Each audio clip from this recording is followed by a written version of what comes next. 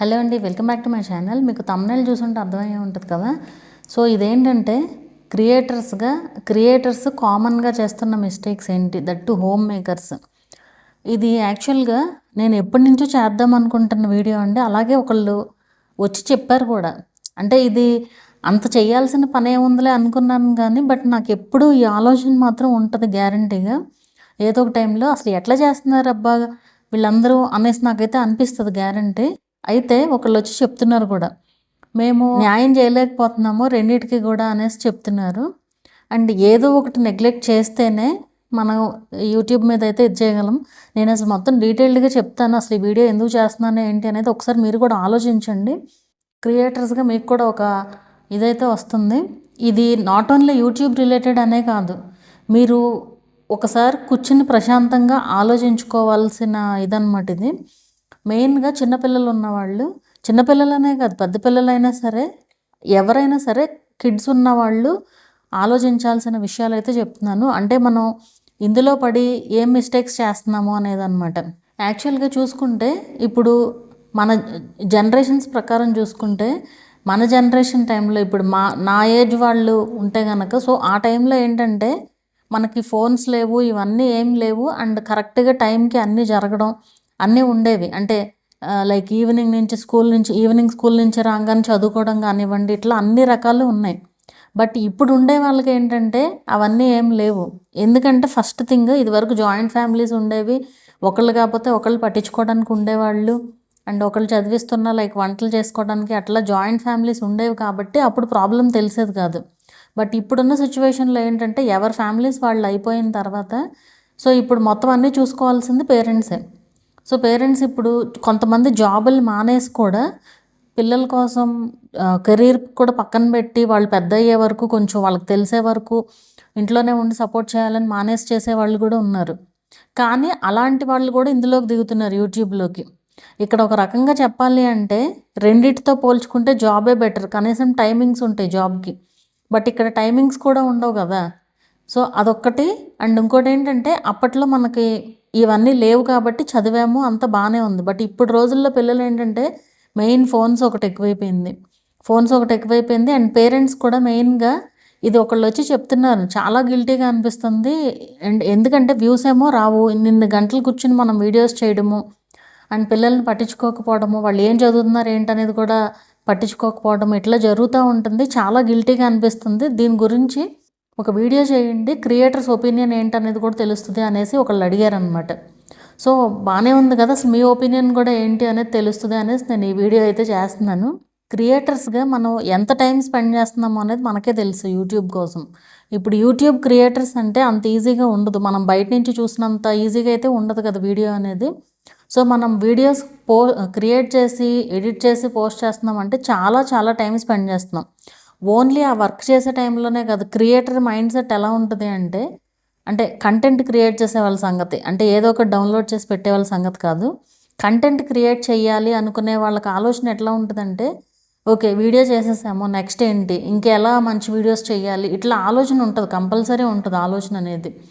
So ఇంట్లో ఉండే వాళ్ళైనా ఎవరైనా సరే ఆలోచన అనేది కంపల్సరీ ఉంటుంది. క్రియేటర్ అన్న తర్వాత జాబులు చేసే వాళ్ళు ఎవరు చేస్తున్నా సరే ఛానల్స్. సో ఇక్కడ ఏమైపోతుందంటే మన మైండ్ అంతా అక్కడే తిరుగుతూ ఉంటుంది తప్ప ఇక్కడ కాన్సన్ట్రేట్ చేయలేము. సో ఈ మారాలి అనేది నా ఇదనమాట. అంటే ఒక టైం పెట్టుకోవాలి ముందు. యూట్యూబ్ అనేది ఇంకా ఈ టైం నుంచి ఈ టైం వరకే, అంతే. అంతకుమించి మనం ఆలోచన చేయకూడదు. మనం ఫ్యామిలీకి ఇచ్చే టైం ఫ్యామిలీకి కంపల్సరీ ఇవ్వాలి అనేది నా ఇదనమాట. ఇవన్నీ నువ్వు చెప్తున్నావు, నువ్వు ఫాలో అవుతున్నావా అనుకోవచ్చు. నేను ఫాలో అవుతానండి, కంపల్సరీ ఫాలో అవుతాను. ఎందుకంటే నా టైమింగ్స్ ఉంటాయి నాకు.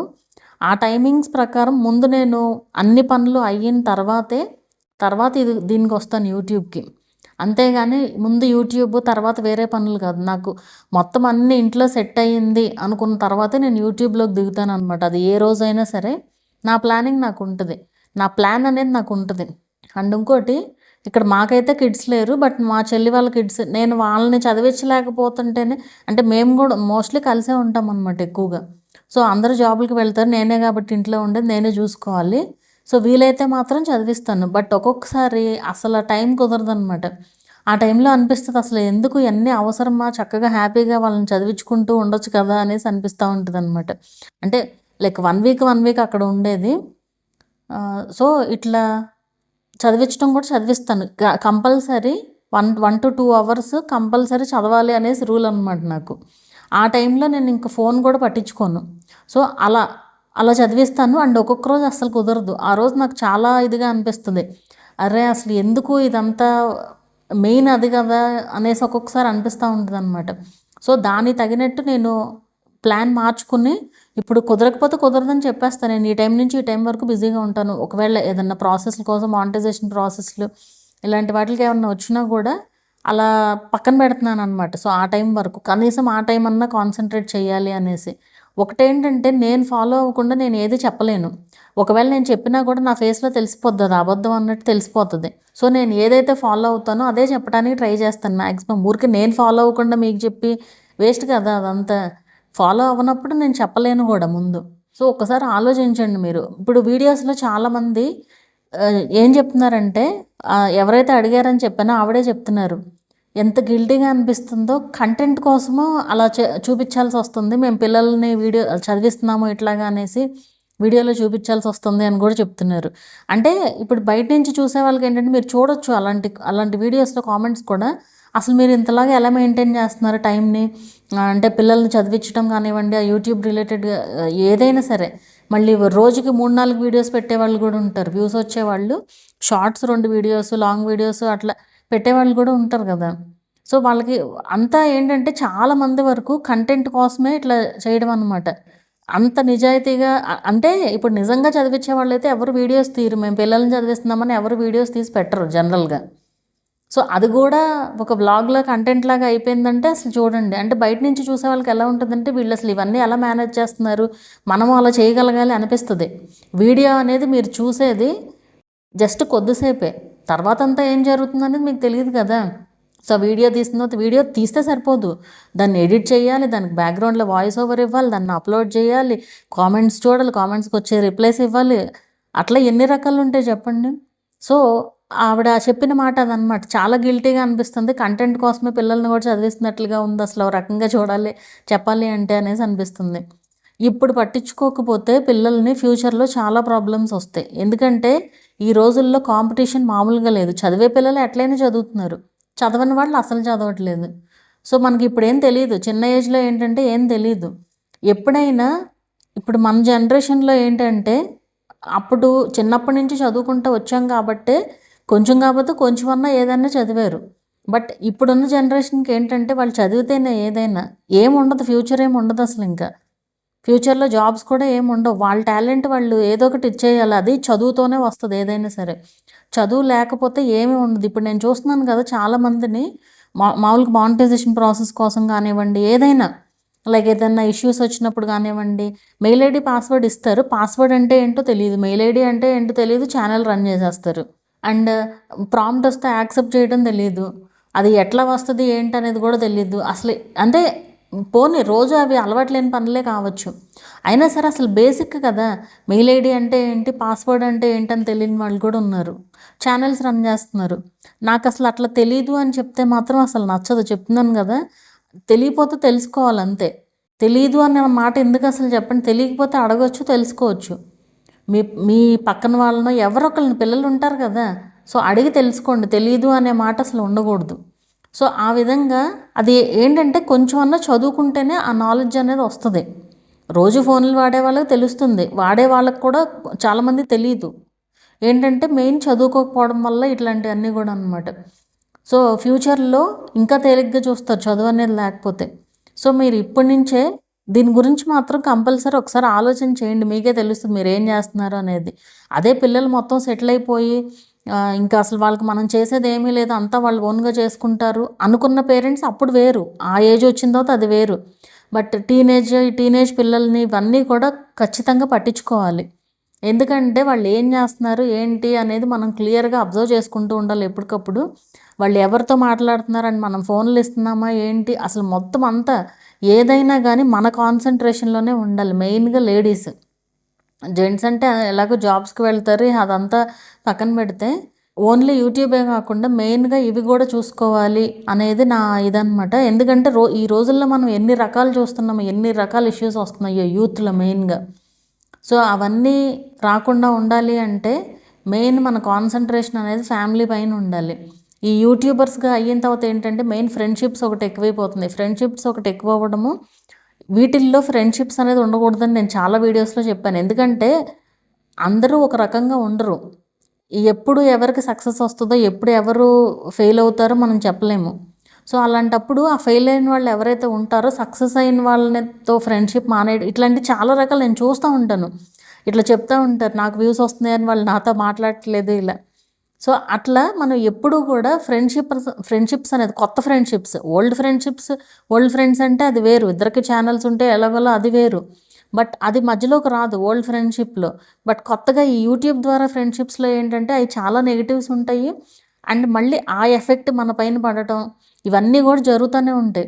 సో అందుకే చెప్తున్నాను, అవన్నీ ఏం పెట్టుకోకుండా మీ పని మీరు చేయండి. ఇది ఒక జాబ్ లాగా చేయండి అంతే.